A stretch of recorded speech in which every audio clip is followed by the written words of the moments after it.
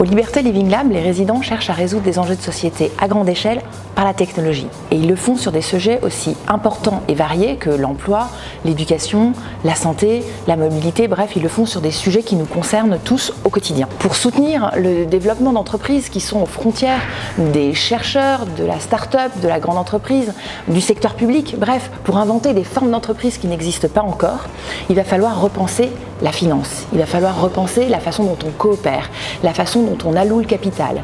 Et c'est ce qu'on se propose de faire au sein d'un programme qui s'appelle Positive Finance, qu'on lance l'année prochaine, en 2018, avec un collectif multi-acteurs.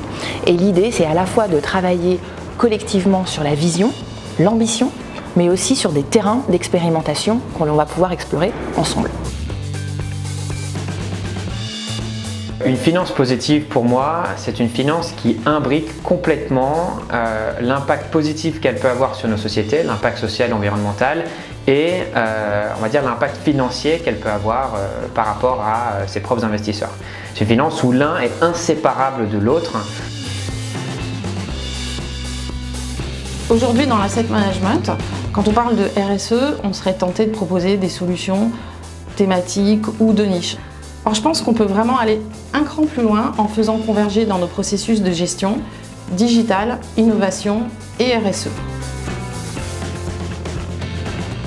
La Deep Tech, c'est tous les projets qui, un peu en opposition par rapport à toutes les innovations digitales ou de business model, c'est les innovations qui sont très basées sur des concepts scientifiques.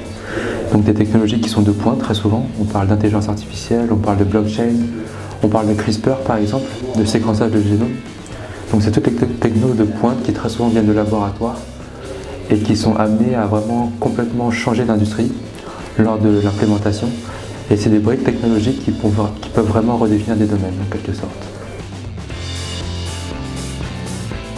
Alors le défi pour la finance, c'est de mesurer ses impacts. Ça paraît extrêmement simple dit comme ça, et en même temps, le défi de la mesure, de la qualité des données, de la construction de cet impact est immense, et donc c'est la nouvelle frontière, et celle qui permettra aussi de convaincre le public que la finance peut faire des choses positives et changer le monde.